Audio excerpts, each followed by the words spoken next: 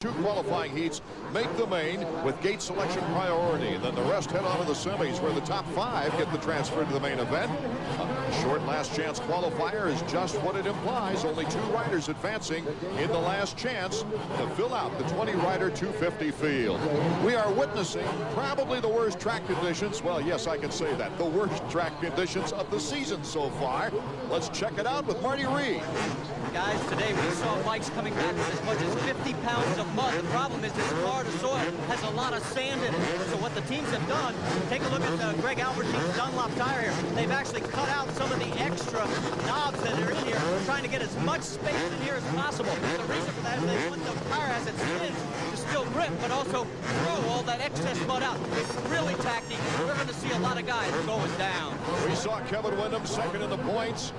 Right there is Kevin. Also, a Chaparral Yamaha teammate is Jimmy Button, and the 32nd board is up.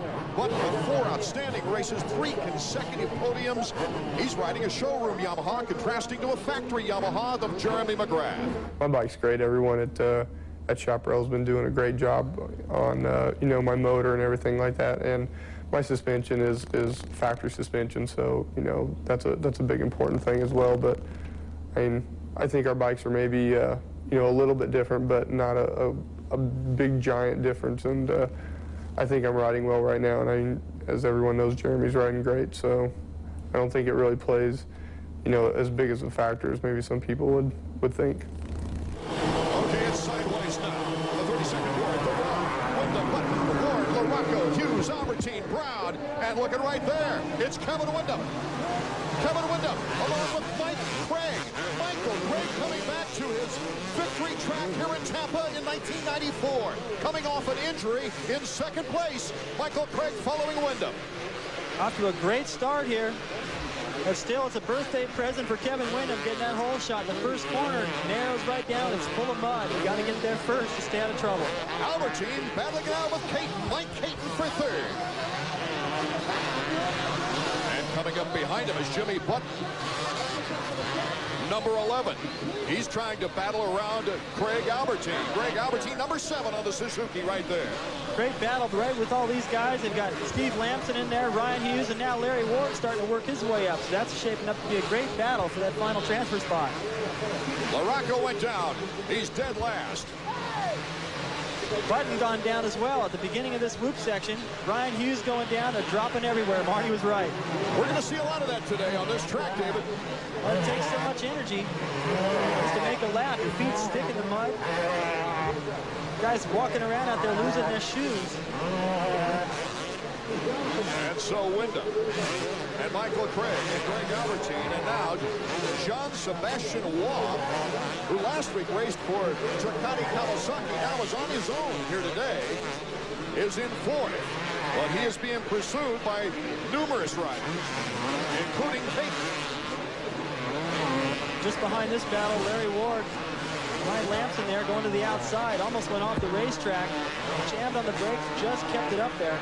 That could have caused him to go to the semi. Kevin Windham, Craig, Albertine, Waugh, and Caton are top 5 right now. Remember, only 4 get the transfer to the main event. We've got some big names behind them, like Larry Ward, number 4, Team Suzuki.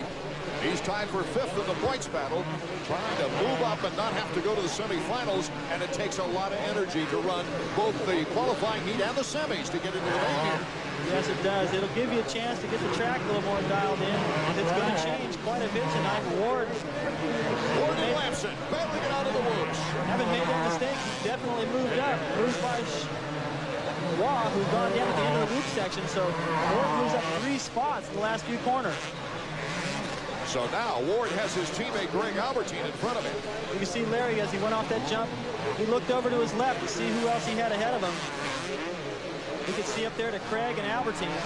Michael Craig running all alone, along with Albie in back of him. Number 7, Team Suzuki. Michael Craig looking very impressive in this mud. He usually likes that hard pack.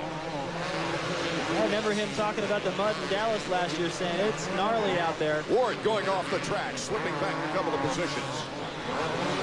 And so let's review it now. We've got Kevin Windham, who's looking loose as a goose in this mud as he goes through the whoops.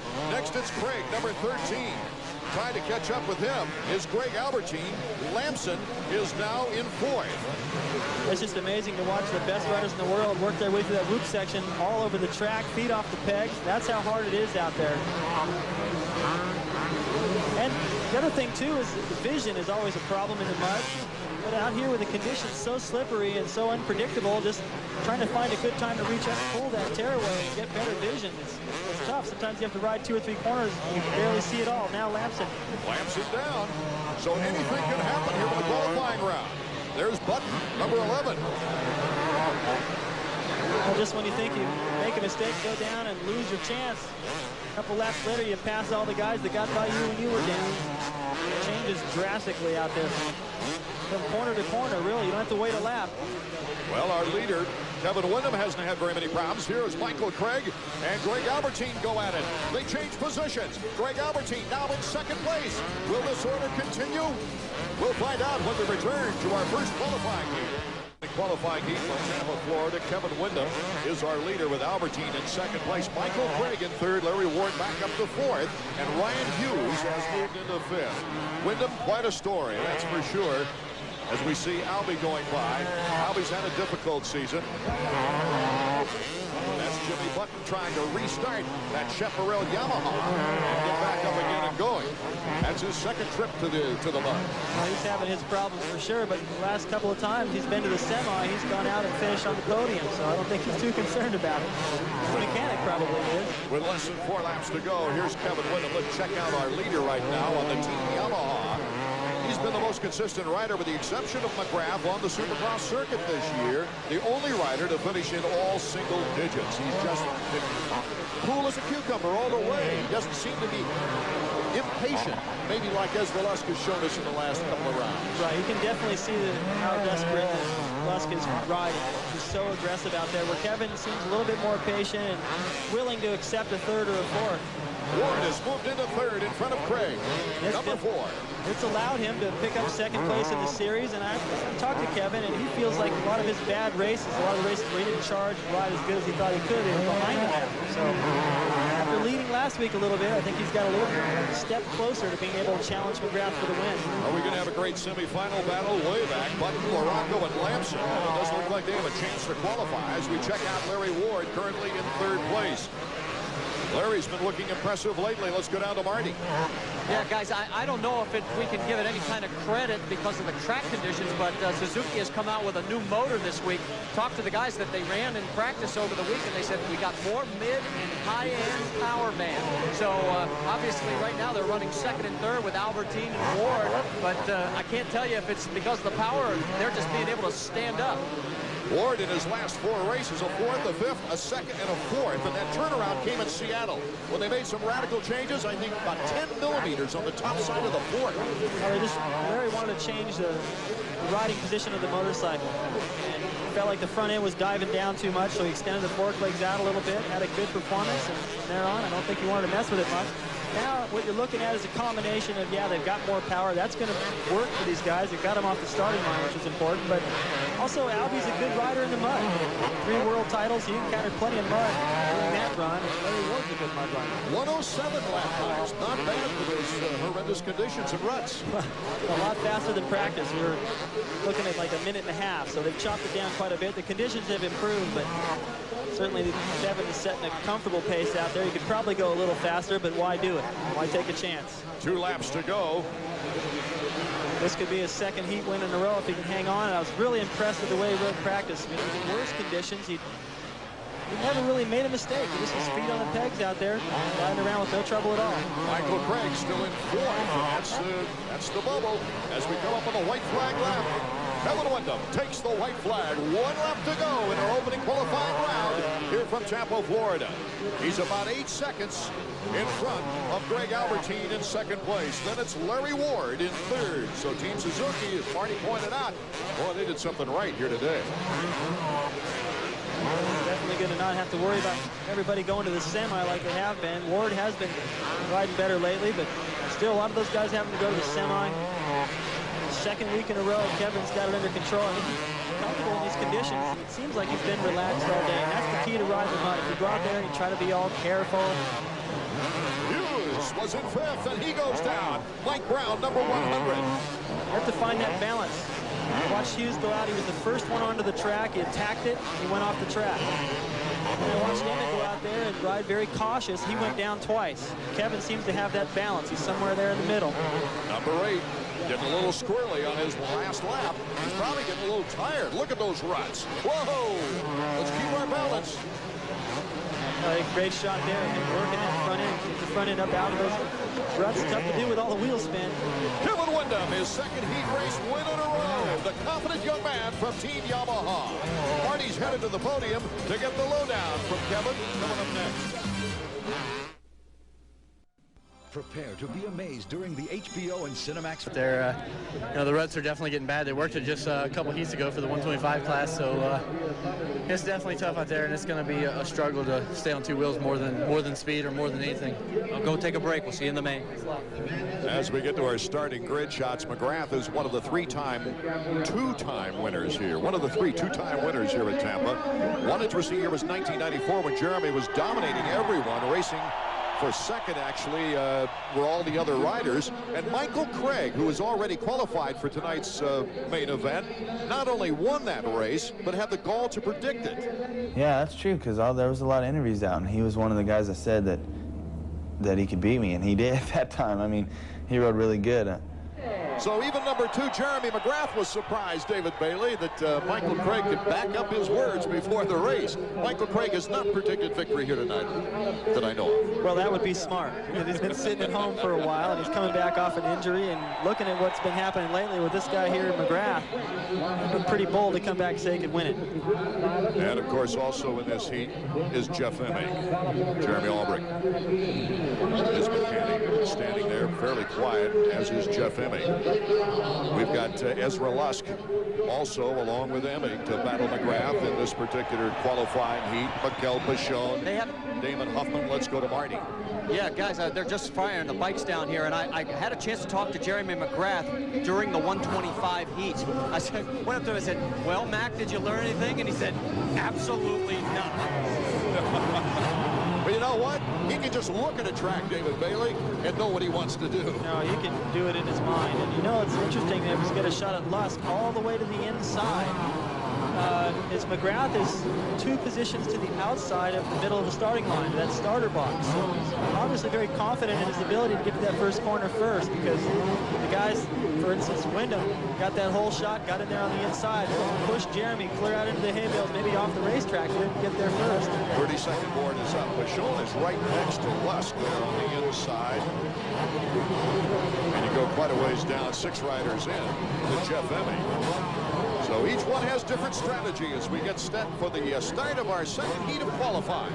Although Emig has been struggling this year to find his rhythm, get up there where he feels he belongs, and where I think most people expect him to be, his starts haven't suffered. He's been getting off the line good. Where he's lined up right there, he's got great position. Board is sideways. We're almost set to see who can get the whole shot. And the jump here in the mud from Tampa. Lusk and Emig tie together. But it is number 19.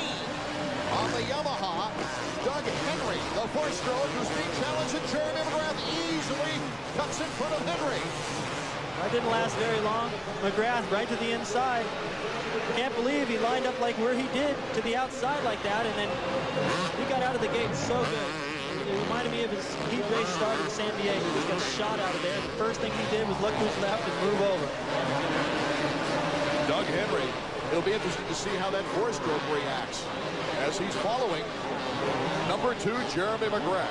I talked to Doug about it and said, what are these conditions like for your bikes? A little bit heavier in the first place. And he said, well, because of that, I don't notice much change out there. If you're on a 2-stroke, the bike's very light and nimble, and then partway through the race, when it collects all that mud, you notice a change. He goes, mine kind of feels like that in the first place. Plus, it's got power to handle this mud. McGrath, Henry, and a surprise, Phil Lawrence, then Jeff Emig, and John Dowd, the 125 West rider, all in front of Ezra Lusk. So Lusk is going to have to really suck it up and work hard if he intends to qualify to go to the main event out of this heat. Conditions are getting a little bit better now. As the night continues, they'll get better and better. That main line will get drier, but it'll also get rougher and force these guys to go somewhere else. That's what you have to do to pass. Really tough to do. Phil Lawrence, number 24, leading this pack. got injured in Indianapolis, really fell hard twice, casing it once. And Phil was out for the Atlanta Georgia Dome event on the last race of the year. So he's just back on the bike now for the first time after sitting that race out for Ducati Kawasaki. Number 24, Phil Lawrence. So it is McGrath, Henry, Lawrence, and Dowd currently in the qualifying positions with Emig and Lusk. There's Emig, number 1. Lusk, whoa, he had problems. Lusk has broken a hand and has decided to go with it anyway.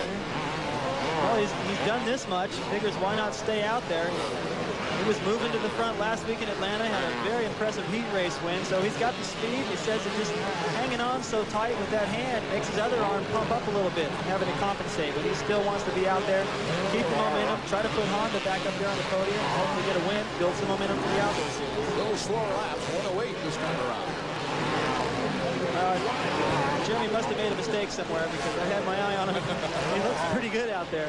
Surprised to see him going slower than Windham. Not that Windham was going slow, but it looks to me like Jeremy's a little bit more aggressive, and I thought the track condition would get a little better here and there. So it should dictate a faster lap time. Ezra Lusk battling it out with Emig. Emig in 5th position. Ezra needs to go up 2 before he can qualify out of the semifinal round. I mean, out of this first qualifying heat. Out in front, McGrath just cruising along. Has pulled some space on Henry, Lawrence, and Dowd. The start really making a difference. Craig and Windham off to a good start, going straight to the main, and here Jeremy McGrath, man, Doug Henry getting off first and second on their start. Looks like they're going to go to the main without any major problems. The checkers wave on our second qualifying heat when we return. Emig is destined for the semifinals. Well, that's how deep those ruts are getting. What's happening is they dig down into that sand at base. They go right to the floor. He's hung up on the foot pegs. Tim Ferry got stuck there a couple of laps ago. They lapped him. Welcome to the Gulf Coast. Well, I was about to point out that Doug had tried to avoid that rut. That's what caused him to get back. Let's go down to Marty. I'm with Jeremy Albrecht, and he's watching the Jumbotron, and you see your man stuck up to his axle. Yeah, you know, he's actually riding okay. He's being pretty aggressive. He's out there doing all right. I haven't seen a run like that in a long time. They're pretty deep out there. Especially just took a bad line and got stuck in there. Now, what do you tell him between rounds? We know he took all week off trying to get his head screwed back on. Well, we got the semi to come out here and learn a few more lines. This track's definitely going to be lines tonight. There's so many ruts, and the main thing, he's got to pick a little bit better ones than that, I guess. Jeremy Albrecht, guys, not only is he a mechanic, he's also got to find a way to inspire his rider right now. In that same race where we described Lawrence doing so well in back of Henry, in Henry's first 250 Supercross win ever in the mud in Dallas, John Dowd also had an outstanding race in the 125s that night, and it's John Dowd behind number 24, Lawrence, who might, there you see him, come right into the picture, Will Dowdy challenge as they look like they're going cross-rutted. Boy, they are just muscling it out. I'm really impressed with Lawrence right now because he's just not faltering, no mistakes. He's heading right down through this middle of the ruts, not getting off balance. He's just feeling it tonight. I know he's ridden well in some of the races, but boy, he has really got it going tonight. McGrath is about ready to lap Jeff Emig in this heat race. He's losing time to Lawrence right now.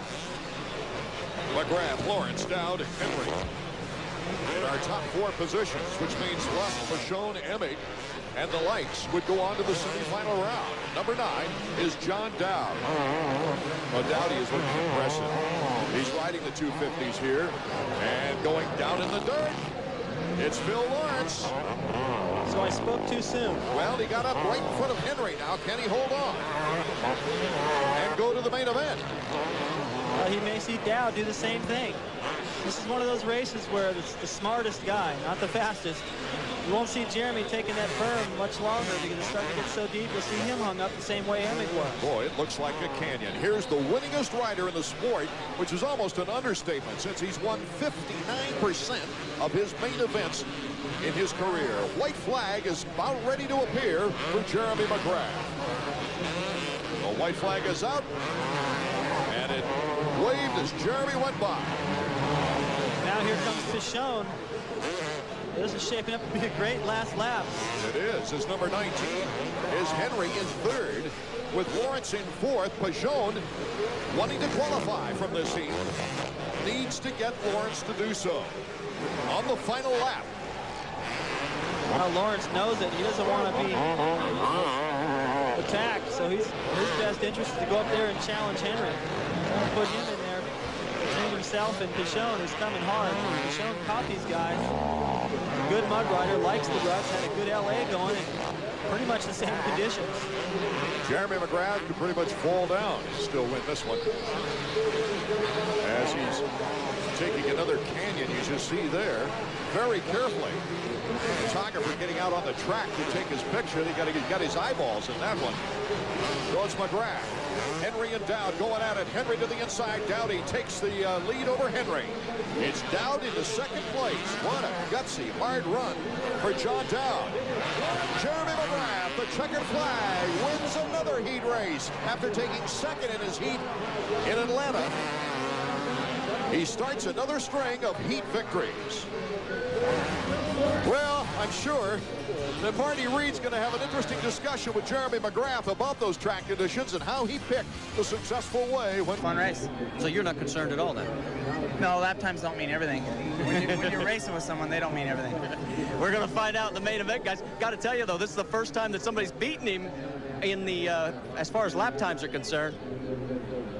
We'll want to check out, or you will, in person, the second half of the Supercross season. From here, it's on to Daytona, then on to New Orleans. A week later, we head north to Minneapolis, then to St. Louis and Pontiac. Charlotte Motor Speedway next, Texas Stadium on the schedule, and then we round out the 1998 season in Las Vegas, which will also include the 250s, of course, the main event, the highlight of the show, but also becoming very popular is the 125 shootout, with the best riders from the East and West 125 regions meeting in Las Vegas for some big bucks. Art Ekman and David Bailey, if the qualifying heats are any indication, you know, McGrath and Windham 1 and 2 in the points, they were winners, but the mud is an equalizer, it seems like. It's awful conditions out there. I mean, it's not raining now, but the track is so bad. They're digging down to the floor, they're getting into some of the sand base, and line choice is very important out there, and you see some guys that are good mud riders that kind of sneak in there and give a few surprises where you wouldn't see that normally because you only got a couple mud races a year. Kevin Windham looked pretty smooth. He looked good all day in practice. He looked very relaxed. It's his birthday, maybe. 20 years old today. It only happens once a year, he said, but he sure seems relaxed, and he showed it out there by riding faster than Jeremy, in fact. On the other hand, in the first qualifying heat, David, we had a lot of big names going down. The list goes on and on. Lamson, Button, Rhino, Brown, Craig, LaRocco. Well, it's just amazing out there that if you don't get a good start, you're back there fighting to try to find your line, and there really are no good lines, and everyone hitting the deck because of it. And then we got heat number 2, where Jeremy McGrath just got the good start.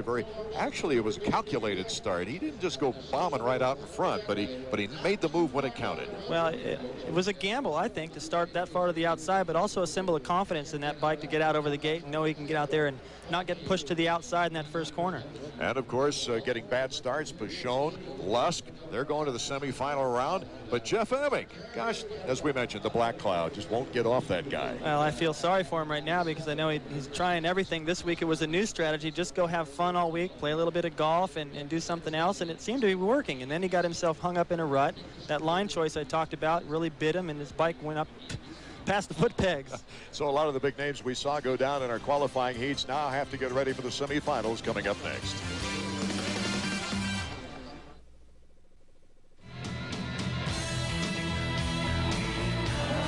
Craig's got the good position. Craig the hole shot, number 19 in the orange jersey. He gets bumped by Matasevich, 21. Matasevich takes it over. Now Michael Craig out front. Matasevich giving him a good toss as Craig goes through the first lap. And Jeremy went off the track. When he tried to get back on, he hit swing and went down. Jeremy McGrath, here is a big, big event in this race. He is back in 14th place as Michael Craig gets a big break. All Michael Craig, number 19, has to do is keep it upright, ride his own race. This would be Craig's first Supercross win. He's always said, just let me win my first, then look out. So after a 6th, a 4th, a 9th, and a 3rd, Michael Craig has won his first Supercross, and he's inviting the mechanic Brian to hop on for that victory lap. And as we saw earlier, that 1994 race was even a surprise to Jeremy McGrath that Michael Craig pulled off the bold words and won that race. Well, David Bailey, the track layout really doesn't tell the whole story tonight, but let's take a look at the Suzuki track map. Well, basically what you got is mud. In the first corner, launches into a sharp, tight left-hander, right over a double into the first triple, which no one's jumped yet tonight. Then off to the right, you've got some more rhythm sections, another triple at the top of your screen. A lot of rhythm sections working their way back around into a whoop section, a sweeper into a final whoop section before you go across the starting line. And those whoop sections are a really tough spot tonight. A lot of the best riders in the country going down right there. A sharp left over the finish line jump for completion of a lap. There you see Steve Lapson, number 17, and number 11, Jimmy Button. Button, who's been on the podium the last 3 races, also had to go to the semifinal and won the semifinal round in those 3 races. Marty Reed? Well, the big story about Jimmy Button, he had a clutch problem in the heat race. They had a problem. He couldn't shift in through the corners. And, David, you can talk about the fact that you like to feather that thing if you're able to. He says it's working fine now. He'll make it 3 in a row if he wins this semi. Well, a clutch is everything. We saw Jeremy McGrath last year at Indianapolis lose a clutch and drop from contention to 9th. One of his worst finishes of the year. There's Ryan Hughes getting ready, starting right next to the starter box. He's got a big gap between himself and LaRocco just to the inside of him. LaRocco, Roy, Hughes, Lamson, Button, Caton, Crine, Terlecki, Binkley, Frenette, Dubé. Those are some of the names, along with Michael Brown, Jason Thomas, and Chad Center trying to qualify as we take a look at Mike LaRocco, number 5, getting ready. The board sideways, and they're off. It's number 10, Ryan Hughes, the first to the hole shot. With number 17, Steve Lapson in second place. Jimmy Button already in third, battling it out with Jean-Sebastian Roy. LaRocco is just buried in the middle, David. Well, he's back there, but he's still got everybody in sight. He's in contention, already picking up 1 spot. So if he stays where he is, he'll make it to the main, but he needs to pick up some spots to get a better gate position. Here comes Jimmy Button. Button moving into second place in front of Lamson. Now is putting the challenge to Ryan Hughes. Ryan Hughes, number 10, Team Kawasaki, number 11, Jimmy Button.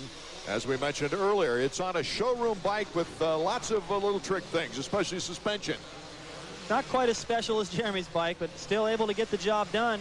He's led some main events. Has yet to pick up a win, but he's definitely getting closer and closer. LaRocco already in 5th. And remember, the top 5 advanced to the main event. There's LaRocco behind number 80, Jean-Sebastian Roy. But Michael Brown, number 100, is right on LaRocco's tail. There's Button, number 11. Ryan Hughes, our leader. Only 5 bike links back is second place. And there's Roy and Steve Lamson. Lamson, his first race back was 4 races ago. He's coming off a broken collarbone that was suffered before the season opened. And really, he's just regaining his timing and his strength back. Right, and a 5th place on the year is his best finish. Decent ride. Last week struggling a little bit, but here having to come from the semi, as a lot of the best riders have to do. Yeah, he can put it all together for the main event. That Honda's got plenty of power if he gets it up, hooked up right off the gate, gets a good start. We've seen the guys that have gotten good starts stay there. Jimmy Button right on the back rubber of Ryan Hughes, but is being very cautious, picking his spots carefully.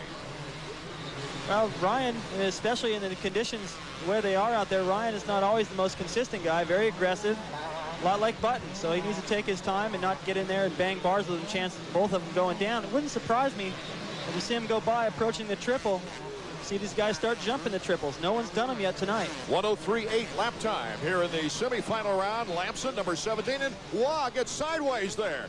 He controls well, Jean-Sebastian Roy. Waugh. I'm sorry. That's a hard one. Waugh. We've been saying Roy for so long, he actually likes Waugh. Yep. He's got a lot of pressure. French-Canadian. Right now, LaRocco's breathing down his neck, as is Button on Ryan Hughes. Ryan Hughes still holding on to the lead. Number 10. This kind of pressure just wears on you. The track's tough enough. Then you got a guy just breathing down your neck, and Button definitely is aggressive. He won't leave you alone. Hughes, Button, Lamson, Waugh, and LaRocco is our top 5. And those 5 are in good position right now to qualify for the main event. Oh, Ryan Hughes got that front wheel stuck. It looked like he might have even cross-rutted a little bit, but he's still in the lead. Will he be in the lead when we come back? Welcome back to Tampa, Florida. Art Ekman, David Bailey, and Marty Reed.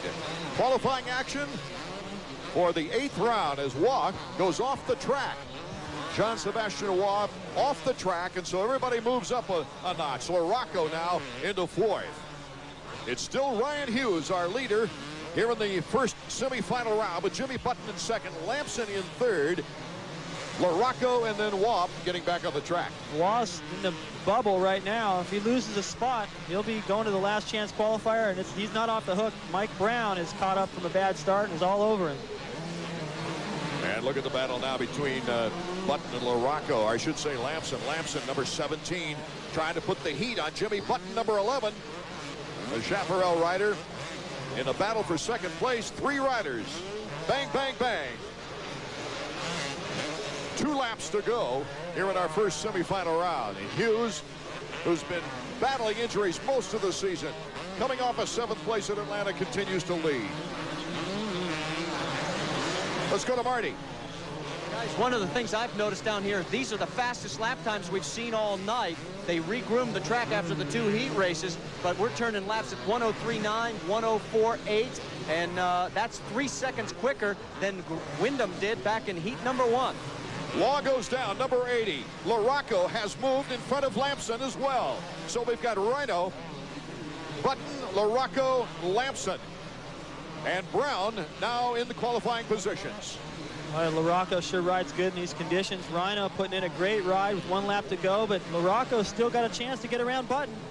White flag just waved, and right now, here's the battle for 2nd place. Jimmy Button, along with Mike LaRocco. LaRocco on the Factory Connection Honda. Jimmy Button on the Chaparral Yamaha. Button holding on to 2nd now. LaRocco had gotten up even with him. Button made a mistake. Looked like he'd made the pass. Button came right back. Wanted to hang on to that spot. He's in the main event either way, Art, but yeah. he Here wants comes to. Lamson back again. It does a lot for your confidence to stay up front and win a semi like he's been doing. Lamson, see if he can hold on to this time. See if Jimmy Button has any endurance left to come fighting back on this last lap. LaRocco's going to control it. He's right there within striking distance of Hughes. Jimmy Button goes down, and Lammy gets in front. Now the question is, can he get unstuck and back in a qualifying position, or will Jimmy Button go to the last chance qualifier? The last time, here's the checkers for Ryan Hughes. A great win for Ryan in this first semifinal round. But the interesting thing is here, the last time Jimmy Button was here in Tampa Bay as a privateer, it was the only time ever he failed to qualify for a 250 Supercross. And he'll have to go to the last chance qualifier and get one of the 2 top positions before he's made it into the main event. Whoa, what an upset here in Tampa right now. We'll be right back. Will history repeat itself? Jimmy Button here in the semifinal round. Watch him. Gets completely hung up right there. I think his fork leg got stuck. He gets hung up. He can't use his right leg to pick himself up because he's wedged in there between that tough box. He had to eventually get off the side of the bike to get himself pried out. Button going to the last chance qualifier as Hughes, LaRocco, Lamson, Brown, and Crine qualify, going directly to the main now out of the semifinal round. Let's get on to Marty. Down here with Ryan Hughes. I'll tell you what, you've deserved a break. I mean, your best finish so far in 7 prior races was a 5th, 7th last time out, and in the worst track conditions. Yeah, I don't know. I seem to do really good when the track's, you know, real tough, and you know, you kind of got to be strong to get around the track. And the last mud race, I did good, and you know, like I said, the Kawasaki's are working good today, and you know, we've had our problems, but I think we're sorting them out, and all the riders are trying super hard, and so's the team. And we're trying to figure out, you know, what's going on. And, you know, I've been training real hard. And, you know, I think tonight, you know, I felt really good out there. And, you know, tonight could be the night. And hopefully, you know, I think everybody else has a win except me. So hopefully tonight's the one. Well, you know, you were 4 seconds a lap quicker than Windham, and he was the quickest in the 2 heat races. You were at 103. Yeah, I think the track is drying out a little bit. You know, I think it's getting a little better. But, you know, I felt really good out there. I felt really smooth. I was hitting all my lines, hitting everything really good. And, you know, that's probably why I was a little quicker that time. We'll see you in the main. Ryan Hughes' teammate Number 1, Jeff Emig here in the next semifinal round. He's the biggest mystery of 1998. The defending champion finding himself without a win and slipping each week. It's not anything other than just, you know, right when I get on the bike, which is the most frustrating part, because that's when everything else is bad. I've always been able to just get on the bike and get the job done. So it's, you know, it's a new step in my career, a new challenge for me, and I've accepted the challenge. You know, you see me each week, I go out, I get the whole shot, you know, whatnot, and I try my best. I admit, I've had the most embarrassing races of my career. I mean, even as a kid, looping out off the start is not as embarrassing as what I've been doing the last 4 weekends, but once again, I turn around, I try harder this weekend. Here in the second semifinal round, Jeff Emig waits along with his mechanic, Jeremy Albright. Look at that starting line, too, just packed in mud. They're not allowed to bring the gardening tools down there and make it all nice. What they can do with their feet is about it. And it really changes the way guys get off the start. Guys that are typically used to getting good starts or even bad ones are coming out a lot different depending on where they start because of the mud. Long shot on Team Kawasaki's Damon Huffman trying to make the main event, number 15. So Pishon also in this particular qualifying. A lot of good name riders looking for the top 5 positions anyway to get to the main event. Let's see who does it. Just about set, and they're off. From the outside, Pishon and Lusk with great starts. Pishon, as it looked like they rubbed just a little bit. Pishon taking over the lead. Lusk right there. Keith Johnson in second place, or third place now, behind Lusk. And Emig sitting in 5th place right now, watching his teammate pick up a spot. So he's in the main if he can stay where he is, but I'm sure he'd like to move up. Damon Huffman is battling it out with Keith Johnson of Plimpton, Maine. Pishon had put in a great ride in his heat race, just 1 spot short of making it to the main. It's Lusk playing it cautious, but riding a lonely second place. And then it's Johnson, then it's Huffman, and then it's Emig. I think the track is going to change even more before the main event, but still, as much as you can learn, there's another rider getting stuck. Lance Smale breezes by number 34, Amaratio. That's the same corner where Button had his problems. And out front, Pishon is just wheeling through the whoop section. He's looking super, and this is probably good for Lusk to have him to watch and learn from. I don't know if Marty's got his galoshes on or not, but it looks awful misty in the lights up top here. I don't know if it's misty down on the floor of the stadium or not, as we see Pishon down below. Marty, what is it? Well, guys, actually, it's the humidity, the dew point. We're starting to get fog rolling in down here, and by the main event, it could really sock in the way it's starting to go. But I have hip waders on. That's how deep the mud is. You ready to call play-by-play from the ground floor with the fog? Well, if we have to, you know, we've survived every other element that the El Nino's thrown at us. Yeah, Tony Berluti writing his message down for Mikel Pishon, who's now leading this second semi-semifinal round. Pishon looking good, too. Look at him get around that berm. Barely just dabbing a little bit right there with his foot, feet on the pegs. And the conditions are a little bit better than what we saw earlier, but he's got great balance out there right now. Suzuki leaderboard, and these top 5 now in qualifying position. Can they hold it? Pishon, the former 2-time 125 Eastern champion. He won a race here in '96 with bronchitis in the 125 division here at Tampa. It's the last time the Supercross was here 2 years ago. Running 104 laps right now, so he's in the hunt. 4 laps to go in the semifinal. He's not letting Lusk creep up and get close. Lusk has been fast, but every round he's been perhaps the fastest. Pishon, Lusk, Johnson still holding on to 3rd place. That's a great ride in front of Huffman and Emig. Yeah, the mud really changes things. It allows guys that really shine in it to come on, kind of get everyone's attention. The first wins for Dowd and Henry was in the mud. Henry's first Supercross win was in the mud. Well, Pishon, of course, in Europe has faced all kinds of conditions. We see the fog reflecting off the lights here high above Houlihan Stadium in Tampa, Florida. Mikel Pishon, whose biggest highlight of the year, hit the highlight reel, a spectacular crash in Tempe, where he got up off the ground and not sure whether he was in France or the United States. And he's looking for a good, solid performance here tonight to get him back on track. as we move back to Ezra Lusk in second place. Now Lusk has started to close just a little bit, and they're approaching the triple. You'll see yellow flags because it's a rider down. Normally they'd be tripling this. There's the guy they're trying to protect. They're forced to single all of those. 5 more riders will make it to the main event when we return to Tampa. As the fog settles here in Tampa, off the Gulf of Mexico, Mikel Pishon is leading our second semifinal round. It's Pishon, Lusk, Huffman, Johnson, Emig on the bubble with Smale right behind him. This race isn't over with yet as far as qualifying, even though we've got only 2 laps to go.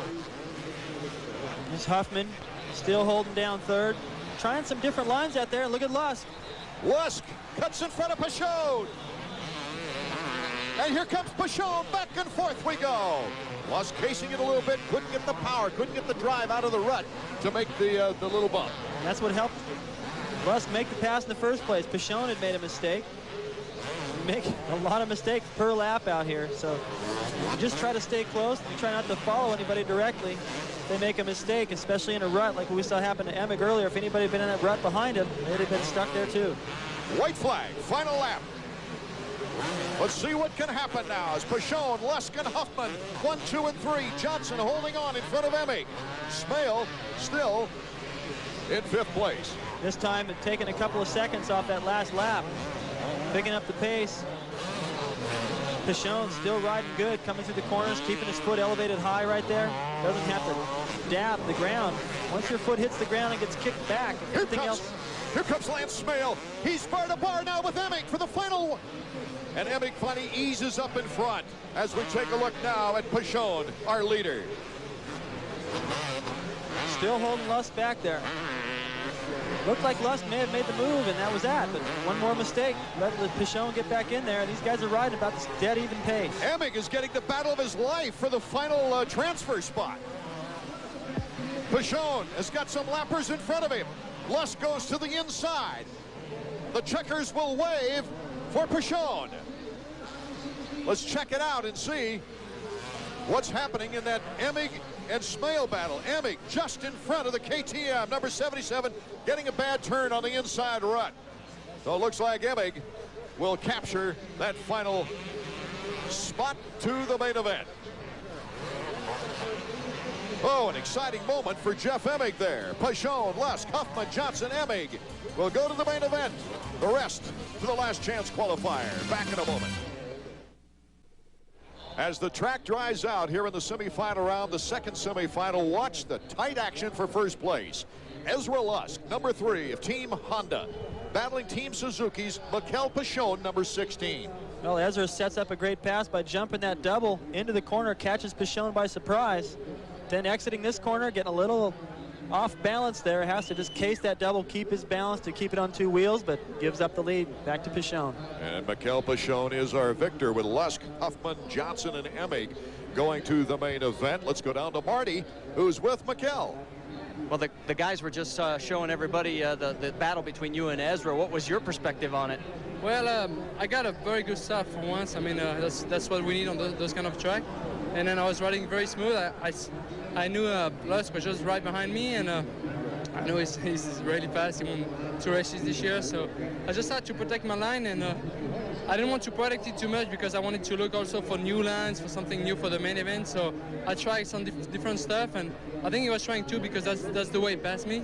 Then I passed him back, and I mean, to me, it's really good to win a race again, a semifinal. It makes my confidence better, and I know if I get the start, I have the speed to ride with guys like Lusk, so it feels very good. Guys, I can tell you, he ran a 1:03.9 for his quickest, which is as fast as the other semi. And remember, Suzuki finished 2nd and 3rd in a heat race, and now they win a semi. Supercross fans note a big change now for the showing of our next round of Supercross from Daytona. Daytona will be shown on ESPN2 March 14th. That's Saturday night at 7 p.m., 4 o'clock Pacific time. So both ESPN2 and ESPN for our Daytona round.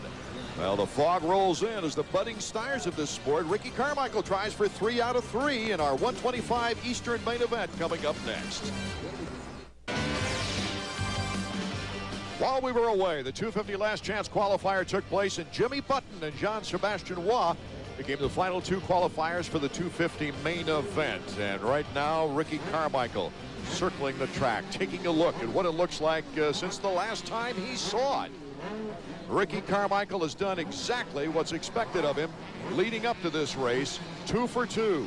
As you see here, the full 50 points by a 14-point lead over Casey Lytle. Raynard slipping to third. Karsten and Clark at the top 5 with Sellers, Skaggs knocking at the door to get into the top 5. It's no secret that RC has everyone trying to beat him. Feels like he's got maybe a target on his back. I just should put a target on my bike instead of number 6, you know, because everybody, they don't care who or what's in second. They just want to beat me, you know, and it kind of sucks at sometimes, but I don't know, it's good at other times knowing that everybody wants to beat you and that you're lucky enough to be the guy that they want to beat. You know, you could be like a 6th or 7th place guy that are just in the mix, and it feels good, but it also kind of isn't good because they're always out to get you and to do anything to beat you. It's going to happen sooner or later, you know. He's going to get beat, and because no one's unbeatable, and I really want to be the one that beats him. He pretty much has everybody, you know, if he gets on top of you where you think that he's better than you, you're done, you know. I mean, I don't think I've had a fair shot at him yet this season. You know, I've had a lot of bad luck and still ain't healed and just terrible start so far, but hanging in there. I just think that you can't ever let anybody get above you, even if they're winning, you know. It's only been 2 races. He hasn't far from winning a championship. Ricky Carmichael getting ready for the main event, the 125s. And David Bailey, as we take a look at the Suzuki starting grid of all the riders in our 125 main event, what's it like now being in the 125s? Go way back in your career. Let us know what you're looking for out of a race like this. Well, you want to win, first of all, and you want to get out over that starting gate and beat the guys beside you so you don't get closed off right away. There's no guarantee that Carmichael, with his riding skill, is going to make the first 10 feet of this race be in the lead. If you're not, you run out of vision first. You're falling around guys you normally wouldn't follow around. If they fall down, you get caught up in their problems. Just because he's the fastest doesn't mean he's going to win this race. Being on a 125 in conditions like what you're seeing right there, it's a lot harder to sling the mud out of those knobbies than it is on a 250. So it takes a little bit more energy because of the less power, but you can muscle it around a little bit more because the bike's lighter. That's Robbie Raynard as we look at him. Let's go on to Marty. Well, guys, you were talking about the fog, and you're having a hard time seeing. This is where I get to do my Willard Scott impersonation. The fog forms when the temperature and the dew point collide. It's very humid, but I got to tell you, down here, visibility is good. Oh, one last thing. Happy 100th birthday to Mabel Morgan from Poughkeepsie. I think we're ready to go racing. Happy birthday. Last time a 125 East rider won 3 in a row was Pishon in 1996. Can Ricky Carmichael get the good start that's necessary? They're off and going. The 125 main is underway. Look at Ricky Carmichael. No one around him right now as he takes off. Robbie Raynard, though, close in second place as they go to that turner. Robbie Raynard, oh, what a move. Will this be like the first race of the year, the 125 East? Where Robbie Raynard and Ricky Carmichael went back and forth, back and forth. In fact, Robbie Raynard led 5 laps mid-race over Ricky Carmichael before Carmichael came back. This is beautiful. It's exactly what Raynard had to do. Get in there, attack. Carmichael probably figured when he got that hole shot like I used to, well, that's that. Now I'll just ride my own race. Well, Carmichael got a wake-up call. Raynard can ride good in these conditions, a little bit taller and able to deal with some of these conditions better than Ricky. So he got the hole shot so cleanly, David, and then Raynard just came powering by. I think Ricky went into that corner and just had no idea anybody was that close to him or was going to take it to him that aggressive. And right behind them, you've got Lytle and then Danny Smith. So all the best guys in this division have gotten off to great starts. At the end of the first lap, it is Raynard, Ricky Carmichael, Casey Lytle, who won his qualifying heat, and Danny Smith, who just gets better and better and better. Robbie Horton is behind Smith. Ricky right there keeping the pressure on. He will not let Raynard get away. This is going to be a fight. We'll see what Raynard's made of. He's kind of folded before under the pressure, but... Well, he certainly gave us hope in that first race of the year, with the change of leads 4 times in that race between these two. Ricky's right there, taking his time. Lots of patience for Carmichael. That's what he proved in the first race, is that he could hang back even though Raynard passed him and not make a foolish move. Right there, just a little case job, but still no problem. Oh, it looks like Lytle. Lytle goes off the track now, near the hay bale. That's going to drop him 3 spots now. He gets hung up in that same corner. You see how hard it is to get up? He can't use his right leg. He's leaned up against the hay bale, same place as Button. So it's Danny Smith now in 3rd place. Robbie Horton in 4th, and Keeney is now moving into 5th. A lot easier work this week for Danny Smith. Last week having to come from so far back, stealing 2nd on the last lap. Here, not quite in sight of these guys. He's already dropped quite a bit of time. This Here is the comes fast Ricky pace. Carmichael. Ricky Carmichael going wide. Oh, they're so close. Back and forth we go. Number 21 in the Primal Suzuki, Robbie Raynard. Ricky Carmichael getting jammed just a little bit, has the inside track, and it's Carmichael back in the lead. Well, it's not over. We've seen guys make mistakes and go down. He's coming up to the section where Lytle went down a moment ago. If Raynard can stay close, somebody needs to make Raynard mad right now. He needs to get mad and go out there and fight, because he's definitely as fast as Carmichael. Great balance, can ride in the mud. He's just got to be motivated and want it. Carmichael wants it. You can see it in his eyes. We're going to have to take a commercial break. We'll be right back. Carmichael, Raynard, Smith, Horton, and Sellers are ordered. We're back at the 125 main event in Tampa, Florida. Severe weather is on the way. We've got foggy conditions, but right now, down on the track, it's pretty doggone good. There's a couple of things, Art, with these conditions. One is the way that Carmichael is riding with all the body English to keep that bike straight. Reminded me more of Jeff Ward than I've ever seen him do.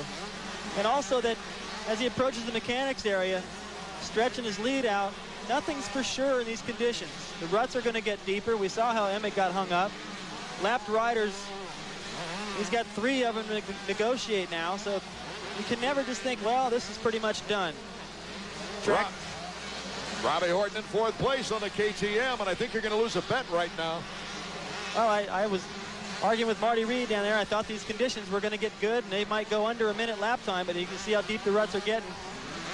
Danny Smith, you see him there, jamming into a photographer who was dangerously close on the track. The photographer looks okay, Danny Smith looks okay, but Danny Smith now has lost that 3rd position, has got a long way to make it up. Carmichael still flawless, just being smart, picking his way through the lappers. 9 laps to go, still the same 1 and 2. Ricky Carmichael and Robbie Raynard, with Horton moving into 3rd, Sellers in 4th, and Bogart with one of his better rides in 5th place. Chasing Tommy Clowers right here. Back to Carmichael, you can see that the fog is getting worse, a lot worse. As we said, severe weather is behind us on the radar screen. And I know Pace and AMA officials right now are hoping that this race can really rip them off in record lap time so we can get to the main event of the 250s. Carmichael, Raynard, Smith, Horton, and Sellers are top 5 on the Suzuki leaderboard. This is the first race for Robbie Raynard here in Tampa. So he kind of considers this his home track, even though he lives closer to Atlanta, really, in northern Florida than he does Tampa, Florida. Boy, what a sight this is. You can even see now. I mean, in person, it's a lot worse than it looks on TV, and it's starting to creep into that screen, the fog. You can barely see. There's Chad Watts, his mechanic. Let's go to Marty Reed. Guys, I got to tell you, you're right, David. It's even getting worse down here, although you can see, but you can't see from one end to the far end. So if you're looking over the rhythm section through the whoops where Ricky Carmichael is right now, you can't see the far end. He here rips a tear off as he goes by. In fact, it looks like he may have taken the whole goggle off. Halfway point, and Ricky Carmichael has a 10-second lead on Robbie Raynard. Well, he tried to take his goggles off, but they didn't come all the way off. They're hung up on his helmet. He's got that little fin in the back, and you can see the goggles are stuck off to the right. There, he finally lets them go. Well, the fin was real cool, and it was great styling, but it's not good for taking goggles off, David Bailey. No, and normally you don't have to worry about it, usually worrying about your goggles, but here you do. The conditions are horrible out there. Let's just think about this. He's been leading most of the way, and his goggles are trash. Ricky Carmichael looking for his 3rd consecutive win.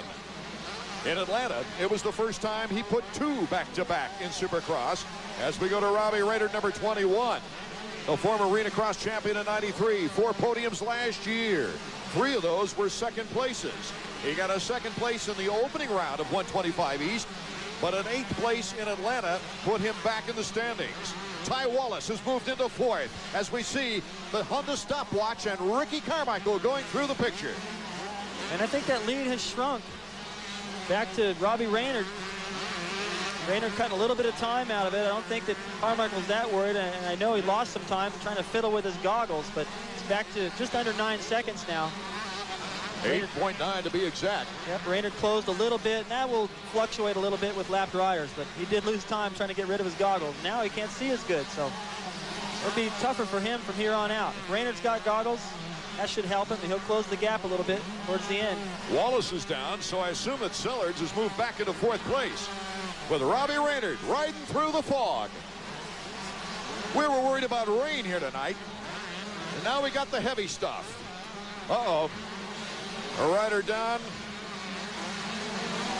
It looks like Keeney, and it doesn't look like Keeney's going to get up too quickly. Holding his hand. We've had so many hand injuries this year. Ricky Carmichael, our leader. Can he make it 3 in a row? The record for wins in the 125 Eastern season held by Doug Henry and Brian Swink, 93 and 92 respectively. We'll be right back to see if Robbie Raynard can keep it through the fog. Right after. Welcome back. The foghorns of San Francisco is what we need right now, David Bailey, as Ricky Carmichael leads on the Suzuki leaderboard. Still going pretty fast. No goggles, fog, ruts, jersey flapping in the breeze. That's his signature. He can't keep anything tucked in, but he goes fast. 1:11 lap times. There's Brock Sellards, number 36. Good shot of Brock. The lap times have really gotten slower here. The last 5 or 6 laps, they have just, I was starting to say drop. That would be faster. They have really increased. One thing about Brock is he's riding with his right hand all taped up. He got a vicious cut in that hand in qualifying in Atlanta. In fact, after the main event, which he took 16th place in just riding, his gloves were just soaked with blood when he came off. And so he had 9 stitches put in that hand, and he's riding in that condition right now. These are probably the worst conditions to try to go out there and ride in, too, because you've got to hold on so tight. I don't know. Can you remember a 125 KTM podium? Not that I can think of. They were close to one last week. Well, Robbie Horton. Look at that. Even when you jump the double jump, you land in a rut. Almost. There's times out here where even if you do something right, you still don't get the payback because you land in the mud and almost go over the handlebars. It's just becoming a rut almost all the way around the racetrack. With the 250s coming up next and the threatening weather, I don't think they're going to go out and work this track much. So this will be the worst conditions in Supercross that I can think of since perhaps Dallas when it was so muddy. And even there, it was a little easier because they had a hard-packed base. No telling what Brock Sellards can do if he ever gets a good start the way he's been racing, especially injured. Ricky Carmichael, our leader, he's closing in on a white flag. He's going to come into a little smoke screen there. Maybe somebody's bike overheat. Casey Lytle in 5th place. What a remarkable comeback he's had after going down. Lytle in 3rd place, crashed. White flag is getting ready for our leader, Ricky Carmichael. It is waving for the Pro Circuit rider, Ricky Carmichael. One more lap. It's waving for Carmichael, who's only about 50 yards behind Lytle. So he has lapped that far into the field. So Ricky Carmichael, whose most exciting race of the year actually has been a qualifying round last week. When he went down, was in 12th and came back to win it. He is just amazing, pulling away. Raynard's still riding a good, strong race, but Carmichael is in a class by himself. We keep saying it, sounding like a broken record, but he is lapping Casey Lytle right there. And he's up to 6th place on his lap around. Now he's up to 5th place with the passing of Lytle. Well, the 250s are going to have to get those little swing lights like Jeremy McGrath had above his helmet once in Anaheim. Remember that? That was a great helmet, tail light. And that's all anyone saw, too, his tail. Blinking tail lights. About 100 yards to go for Carmichael. Ricky Carmichael on way to his 6th career 125 victory. Ricky Carmichael. And so Ricky continues to dominate this 125 East. 3 wins in a row with Daytona coming up next week. Here's our second place rider, Robbie Raynard. So we'll take a look at the official finishes that come out of the fog when we return. Welcome back to Tampa, Florida, where the fog is rolling in. Poor weather conditions as we've just seen Ricky Carmichael win his 3rd race of the year, 3 for 3. Robbie Raynard in 2nd, Horton, Sellards, Keeney rounding out the top 5. And as we look at 6 through 10, let's hurry down to Marty to get Ricky's comments. Yeah, the fog is really rolling. How bad was visibility? We saw you ditch the goggles. Man, I don't know what happened. I guess they fogged up because of the humidity, man. It is unbelievable out there. I tell you what, I had to work for that one. I changed my clutch, you know, and so it wouldn't have no play, so I didn't want it to go out on me, and my left arm pumped up a little bit, and I tell you what, I had to work for that one. Them ruts are tough. Guys, he won in front of the home folks. Next week, it's Daytona. As we look at the Suzuki point standings, Ricky Carmichael continues to dominate. Robbie Raynard moving back into 2nd place in front of Casey Lytle. We'll take a break while the 125 celebration will wind down. Coming up next, tonight's main event, the 250s. Once you get connected, you'll wonder how you lived without it. And the best way to get connected is through East Coast Communications. Paging and cellular service makes everything easier and convenient. And with cellular service from Bell Atlantic Mobile, you're getting the best. East Coast Communications carries the top lines of pagers and cellular phones. And with activation for a year, your phone is free. Plus, through March, your cell activation is free. So there's no reason not to get connected now. For safety, ease, and convenience, East Coast Communications is your local source to get connected. Catch a big one, Alex. Thanks, Grandpa.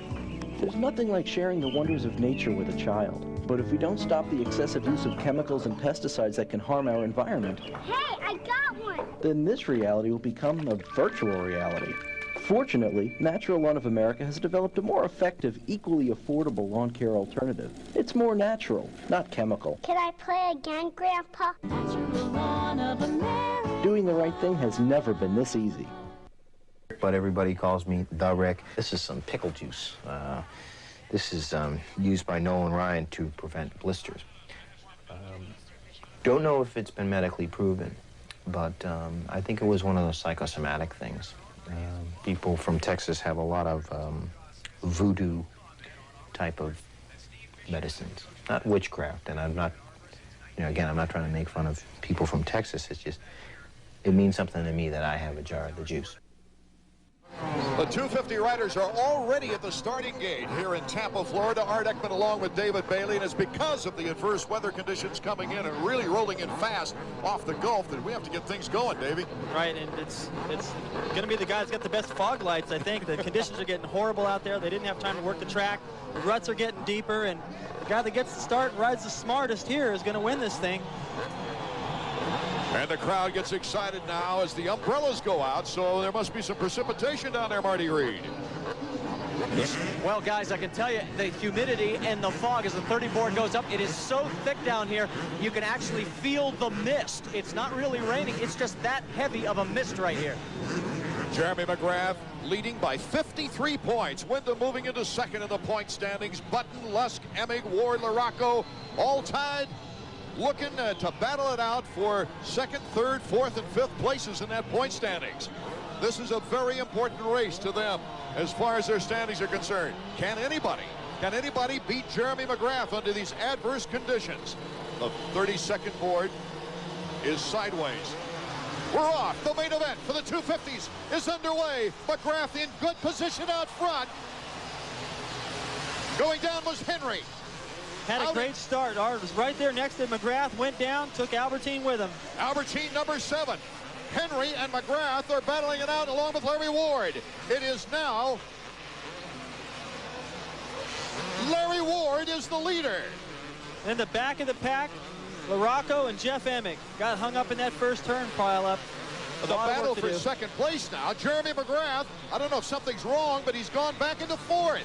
Well, it's happening is he's getting challenged by the aggressive riding of both John Dowd and Windham. Those guys weren't waiting.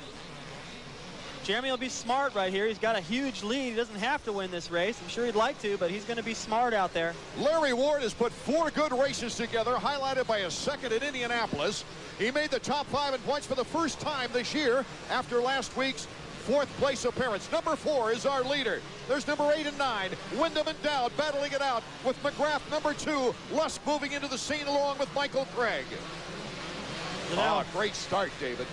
Really good start for Windham and for both Larry Ward. Also Dowd. Here comes Lusk to the inside of McGrath. So McGrath's going to have to step it up. Ward with a 5-second lead on the second place rider, Windham. Oh, he's just gone. It's unbelievable. He just was so aggressive earlier today in practice, aggressive in his heat race, didn't get a good start. He charged up in there, even made some mistakes and recovered from those. Too early to say anything about the end result of this race, but Ward has got a great advantage. Wyndham has got an advantage over Jeremy McGrath, who moves into 3rd around John Dowd. And Lusk is right behind Dowdy. So McGrath finally working his way into 3rd. Now he's got sights on Wyndham. He's trying to close that gap on Ward. Emig is in 16th place. Marty Reed reports from down below. Oh, Jeremy McGrath stumbling right there. Can Lusk take advantage of it and going up and over? John Dowd. Boy, you should get some points for that. That was just a complete over the bars. That's how deep that is. You stick your front wheel down into one of those bumps. It just completely stopped. You had nowhere to go but just do a complete flip. So redoing the order, it is Ward in 1st place. Wyndham is picking up time on Ward. It is Ezra Lusk in 3rd, Jeremy McGrath in 4th, and Lampson and Craig in that order. Button is next, trying for a top 5 appearance. Take another look. Well, McGrath had made the mistake, which set up this pass by Lusk, and off to the left. Dowd tried to veer off to the right, get his own fresh line, got stuck in that soft mud and just stopped him dead. So the 125 rider, who's like gunning for a West title in 125s, he's ahead by 1 point, is out of the competitive scene for a championship here tonight, it looks like. Henry is last. Emig is 2nd to last, but here is our leader. It's no surprise that Larry Ward really is leading this race because he's done so well lately. But it is a surprise to see Jeremy McGrath right now in 4th. Ward, Wyndham, Lusk, McGrath, and Lampson in the top 5. Larry Ward turned to 102 lap times. Everything seems to be going smooth for him, except Kevin Windham is picking up time. And way behind these guys, Emig pulled in for a fresh set of goggles. Dropped quite a few spots, but it was a gamble that so early in the race, he needs a new set so he can make us in there the rest of the laps. Boy, it's a great shot. We're getting great shots on the selection of the lines through the ruts by Larry Ward, with Wyndham coming up on his tail. Let's go to Marty. Couple of things. Larry Ward, remember, he had a great heat race in the Suzuki power plant. There must be something good in that motor now. The other thing is, remember also, McGrath had a 1 minute, 10-second lap. He had the slowest of the 2 heat race victories. So maybe he wasn't holding anything back. Maybe everybody else just a little bit quicker. I think you're right, Marty. Ward and Kevin Windham. The big question is, can Windham win his 2nd 250? Or will it be Ward winning his 2nd 250? Ward goes all the way back to 1990 in Seattle. At that time, his hometown, when he won on a Suzuki before going to Yamaha, Nolene, and then going over to the Honda of Troy people. Oh, look at this. It's 1 and 2. Larry Ward and Kevin Windham. Ali Seymour, Wyndham's mechanic, trying to gain an advantage on the look-see. We'll be right back.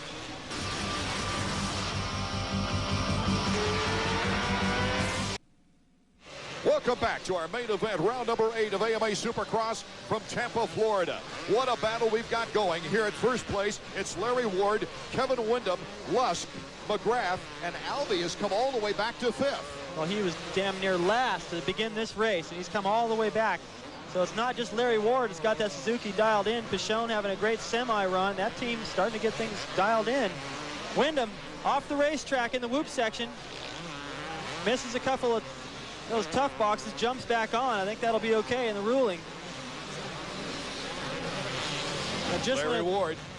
Just when it looked like things were getting good, he was going to get in there and make a run at Larry. He lost a lot of time. That'll give Larry, that's a great thing. When you got a guy catching you, what you've got to do is take the race into smaller increments. Not worry about, boy, I have to hold this guy off 16 more laps. Just think one more lap, And right there, he got a breather. Ezra Lusk in third place. Albee is now moved up to fourth. And McGrath has moved back to fifth. Could this break the string of McGrath's 4 straight wins coming into this race? Ezra Lusk in third. He's not going to give anything away. Now he's going to try to put Honda not just on that podium, but on the top spot of that podium. It doesn't do him any good right now where his points, with his point situation, to finish third, fourth, even second. He wants to win every race. He's going to try. Mike Gosselaar looks out at his rider number 3, Ezra Lusk, who won the 2nd race of the year at Houston, won the 3rd race, coming from behind to beat Jeremy McGrath at Sun Devil Stadium, Tempe, Arizona. He gets the pit board. Does he have time to read it? His pit board says, have fun. I got to look at it before he put it out there. He's charging hard, and he's got the leaders within his sights. Just at the end of this straightaway, you can see him making the left at the end.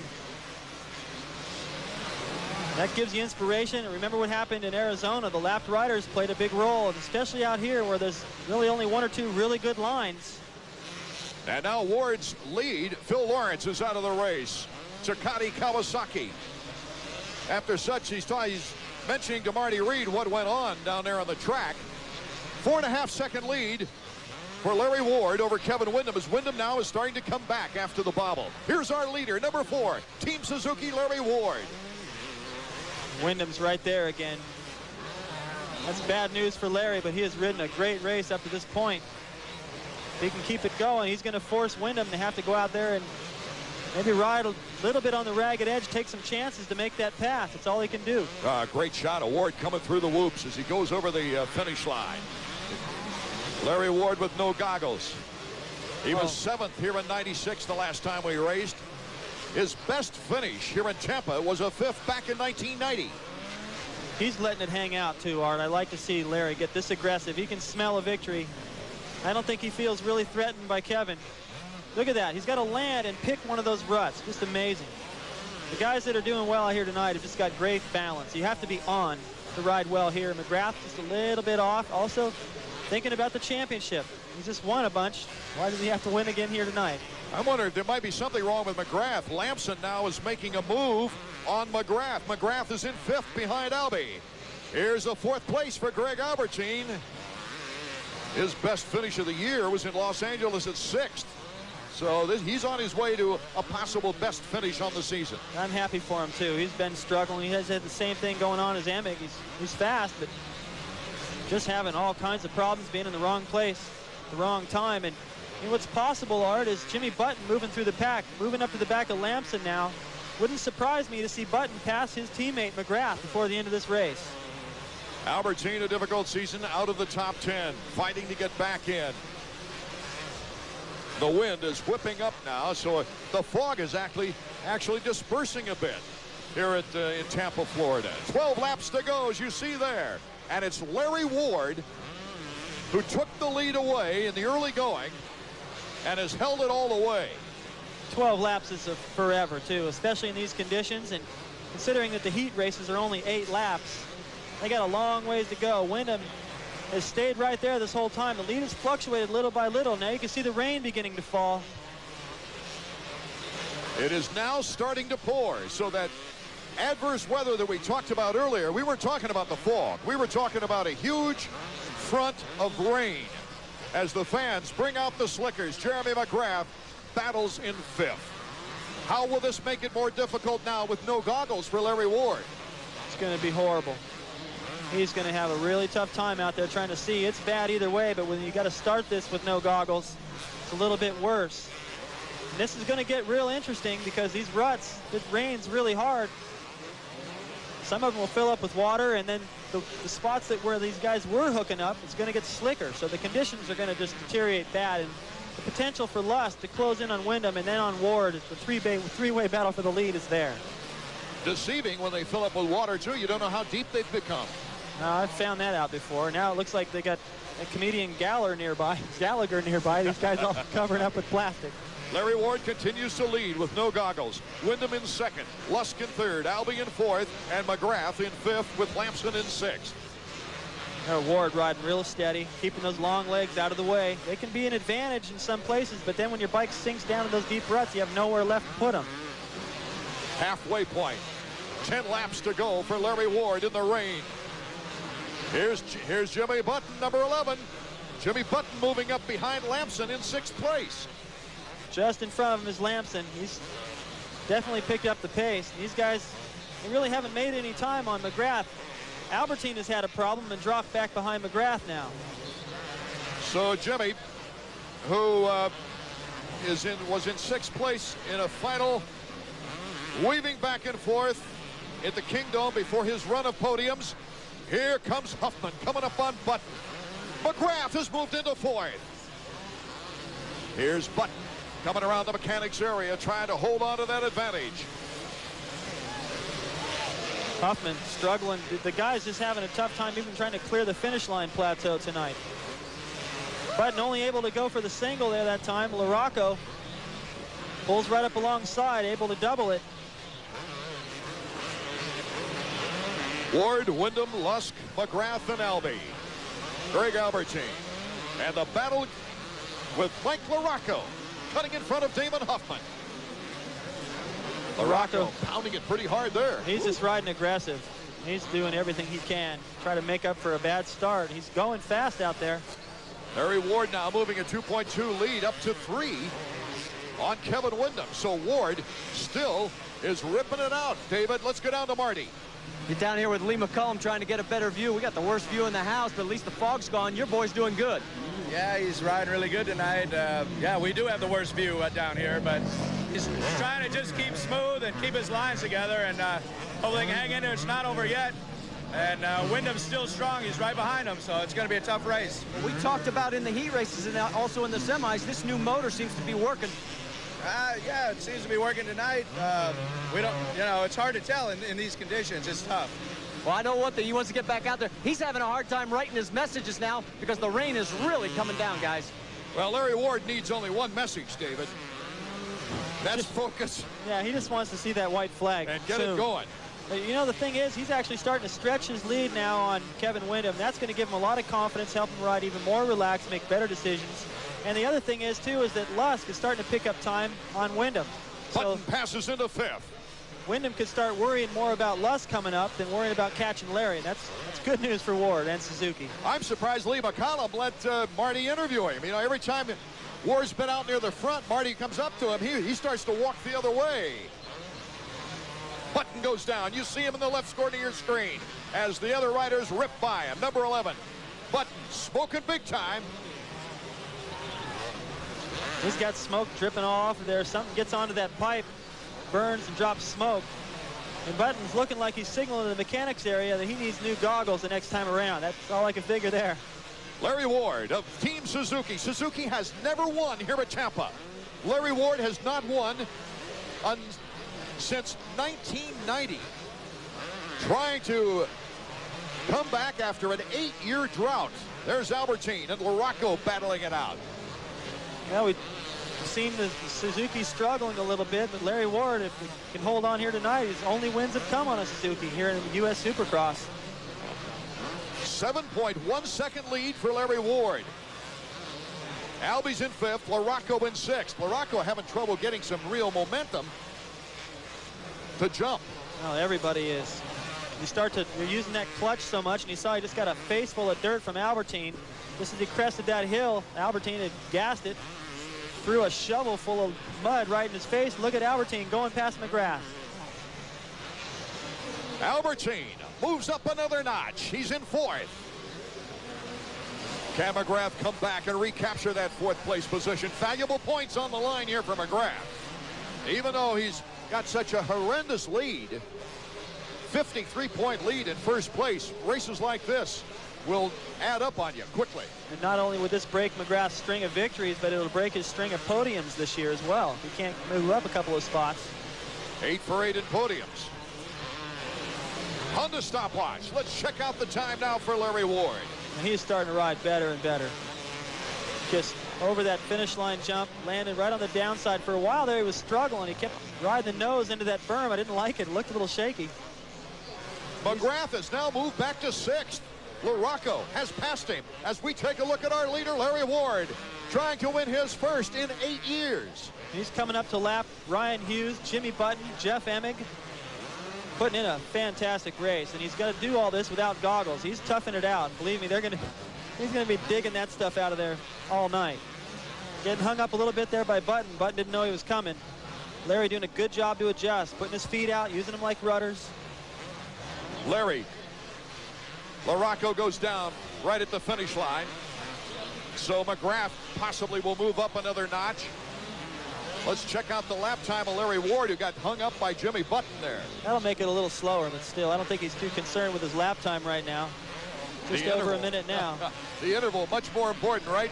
As Kevin Windham is running in second place. 110 for a lap for Larry, and you see him land off that finish line jump right in the rut, right in that berm, getting off to it. Putting it all together here. Button pulls off in the mechanics area. So Lusk making the move on Windham. Has moved into second place. Look out. Ezra with 5 laps to go. He's got that on the edge mentality right now. He wants another victory.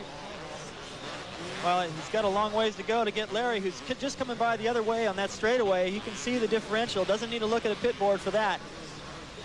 He won't be happy with second. I mean, he's not going to be disappointed, but he wants a victory bad. Somebody has got to remind Roger DeCoster to breathe. Everybody at Suzuki. They've certainly, just like Kawasaki, they've had their problems getting things going, but it looks like they've got it all sorted out. All their rudders riding good. Albie really coming through here tonight. Here's our leaderboard. Larry Ward on Team Suzuki, Ezra Lusk, Kevin Windham. The top 3, as you can see, the rain really starting to pelt.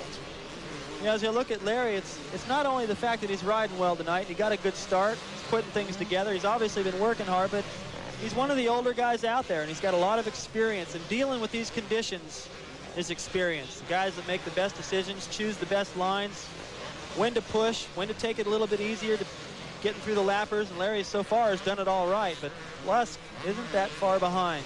Kevin Windham in third is gunning for his 3rd podium appearance. He's had 2 third-place appearances before, one in San Diego and one in Atlanta. Just jumping the simplest double we just saw Windham doing there, trying to land in that rut. McGrath has moved back to 7th place now as Larry Ward continues to lead this race, coming up on Hughes, number 10. Picking the right line is essential here in the rain. I think what McGrath is doing here is just realizing, well, I'm not on the podium, I'm not going to get this win. Let me just get through it, maintain my points lead, come back to Daytona and smoke them.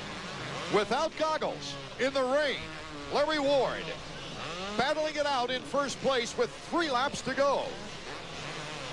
Ward, Lusk, Windham, Albie in 4th. Huffman now in 5th and LaRocco in 6th. Here's Damon Huffman. Oh, he's had a battle on his hands. Now he's got LaRocco back there, and you can never relax. LaRocco's a great come-from-behind rider, as is Huffman. There you see, looks like Button's bike. They're trying to clear some of the mud out of the radiator. Let's go down to Marty. Yeah, mud was the problem. Button has no goggles. The bike is full of mud. They were trying to clear it out. He's blowing steam as he's pulled back out. It's just been one of those nights. The rain just almost looks like hail from our vantage point. Ward trying to become the 4th different winner this year. Well, he'll be glad to get back to the hotel room in a nice hot shower. This is just miserable. These raindrops are huge, and they're just like freshly melted ice cubes. This nice warm temperature we had is freezing now. Right Here's into the that. battle for 5th. Yeah, next time you're driving down the road in these conditions, just hang your head out the window. That's what it feels like for Larry Ward. Down at the finish line is Ryan Hughes after being lapped by Larry Ward. And Lusk is closing on Ward. This is not over yet. Both these guys from a similar place in the country, Georgia, North Carolina, they're used to the rain, they're used to ruts and mud, these conditions. Can Larry Ward hold on? He's got about a 4-second lead right now on Ezra Lusk with less than 2 laps to go, Marty Reed. There you see the differential. Guys, I got to tell you, if anybody who doesn't have goggles, I don't see how they can see. The raindrops are huge, and they've just got to be stinging because they're already stinging, and I'm just standing here. Larry Ward having trouble getting by the defending champion, Jeff Emig. Number 4, Larry Ward. Lusk has got to be able to take advantage of that in second place. Oh, this will be frustrating for Larry if he can't get around. He's still 4 seconds ahead, though, by an unofficial count. I don't even know if he can, well, he's trying to look at the mechanics area and see what his signal is. 1 lap to go. The white flag is waving for Larry Ward. Can he hold on and gain his second Supercross victory of his career with 8 years in between? This is horrible for him right now because there you see him case a jump, big mistake. He's trying to get around Emick a moment ago, and he got a shower full of mud as he went up the finish line jump. And it's closing up. Ezra Lusk right behind him. We're going down to the wire. Ezra is trying for his 3rd win of the season. Can Larry Ward hold him off? The last lap. Ward still holding true. Starts to widen his lead now on Ezra Lusk. Lusk getting balled up. It's getting so slippery right now. Lusk made a big mistake there. Cost him valuable time. Roger DeCoster up on the winner's podium. That's to get out of the rain probably right now and to see if his rider can pull this off. Nobody can get in his way right now. Larry Ward cutting around. Ezra Lusk has to be careful as well. Larry Ward sensing victory. Larry Ward looking at the checkers. Larry Ward! Incredible! Suzuki's first win here in Tampa. Roger DeCoster, a big sigh of relief. And this is the first time in the 90s, Larry Ward jumping on Lee McCollum. This is the first time in the 90s that all 4 brands have won a main event in Supercross. Ward, Lusk, Windham, and Albee are top 4, with Huffman in 5th, LaRocco in 6th. A long time coming for Larry Ward makes it even more special right now. The rain does not bother him one iota. But Marty Reed, I just don't see how he went through those huge rain pellets with no goggles. And it'll be interesting to see when you talk with him when we return. Larry Ward taking the gloves off. It was 1990 in Seattle that he won his first Supercross victory. Oh, we'll be right back.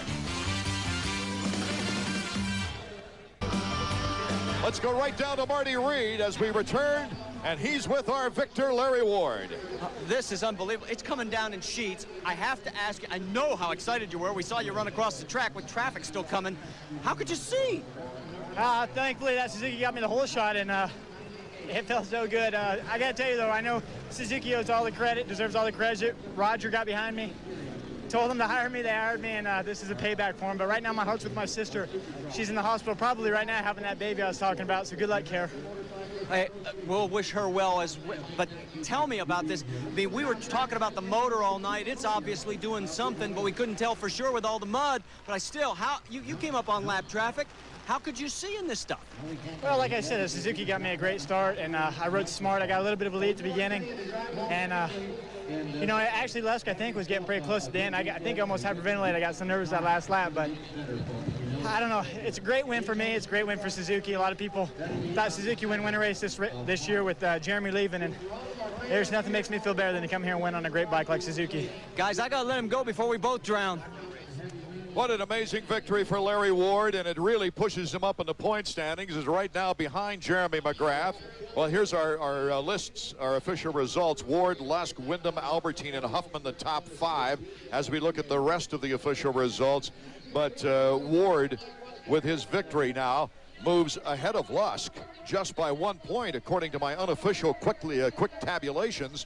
Windham just ahead of Larry Ward with 131 points with his fine finish here tonight. Let's go back down and find out Windham's point of view, Marty. Well, back with birthday boy and Kevin Windham, we said this was going to be a matter of survival tonight. We didn't know how bad it was it? It was bad. Let me tell you, it was bad. A couple of the ruts just were so deep. I don't know if people were getting stuck in them or not, but they were deep. They were way past the bottom of the floor, and they didn't lay down any plywood this weekend. So we were actually going into the floor of the stadium, and it was definitely survival. I pumped up a little bit. It was hard to hold the lines and stuff, and you know, Yo got by me, and Ward rode just a great race the whole time, stayed real consistent, and hold on for dear life. Guys, I just saw a bolt of lightning over my shoulder. I am going to be moving here quickly because I'm wearing this antenna. Well, history once again, and it just goes to prove, David Bailey, you never turn your eyes away from the track because anything can happen at any time, regardless of how dominating the #1 points leader is. Well, motocross is very unpredictable. Larry Ward, tired of riding that bike around, says, I'll just run over there and give him a hug. I'm really happy for him and for Suzuki. A lot of people felt like, I don't know if they've got it all together over there, but Larry Ward's giving him something to be proud of. Well, after all, the Team Suzuki crew congratulated Larry Ward. This guy that you see on the screen right now was one of the first to get up to Larry Ward to congratulate him, Marty. Ezra Lusk, that hard charging attitude you had was thrilling in this stuff. I don't know how you did it. Maybe I'll let you explain. Well, I just popped a few pain pills that Dr. Chris Berg back from TOC in Tallahassee gave me, and he wished me luck and said, hey, go for it. You know, it's just a little bone, it'll heal. And I just rode strong. All the people from Honda and Dunlop that got me out of that gate, and Fox and Scott USA, they're the guys that did it for me. And I told you guys I'm going to give it 100% no matter what, and I'm going to go for the win every weekend. And that's all I can do from here on out. Well, we'll see you next week in Daytona. Hopefully it'll be a lot drier. Yeah, for sure. Starts revving. The gate will drop any second. Who will get the whole shot in our first qualifying heat from Daytona? It's Pishon, #7.